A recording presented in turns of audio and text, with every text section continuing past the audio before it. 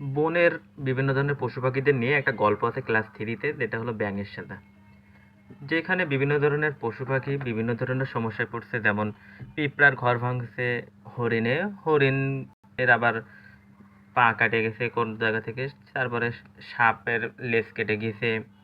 এইভাবে এক একটা প্রাণীর সরসের গলার ভিতরে ব্যাঙ ঢুকে গেছে, এরকম একটা কাহিনী আছে। যেইখানে ব্যাঙ সর্বশেষ গুজব রটে বনের ভিতরে। আমাদের সমাজেও এমনটাই ঘটে, মানে কোনো ব্যক্তি কোনো কিছু না জেনে শুধুমাত্র শুনেই বিশ্বাস করে। এখন রাজা শাস্তি দিলেন ব্যাঙকে, কেননা ব্যাঙ সারা দেশে সব জায়গায় গুজব রটাইছে। এখন ব্যাঙ সে গল্পটা আবার শুনছে শহরের একটা চায়ের দোকান থেকে।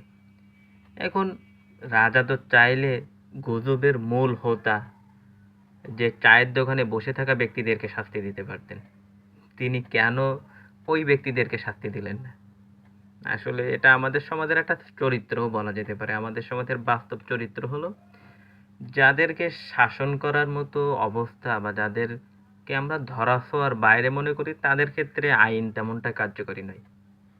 রাজা, বনের রাজা, তিনি তার রাজত্ব যতটুকু, তার ক্ষমতা যতটুকু, ততটুকুর ভিতরেই তিনি তার ক্ষমতা দেখানোর চেষ্টা করছে। তিনি যে ওই শহরের ওই মানুষদেরকে বিচার করতে পারবেন না, সেজন্য তিনি শহরের মানুষদেরকে বিচার করলেন না।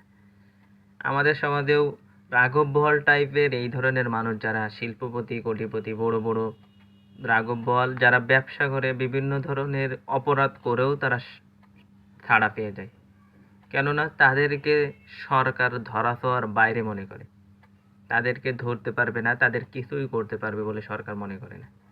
যে কারণে তারা অপরাধ যতই করুক, যতই গুজব রটাক বা যতই যা করুক, শেষ পর্যন্ত আমাদের মতো জনতা যাটা আমাদেরকেই শাস্তি পেতে হয়। গুজব রটানোর ক্ষেত্রে কোনো একটা ফেসবুকে একজন ছেলে পোস্ট করছে, সেই পোস্টদাতাকেই ধরা হয়, কিন্তু তাকে যে মদদ দিচ্ছে বা তাকে যে পরিচালনা করছে তাকে কখনো ধরা হয় না।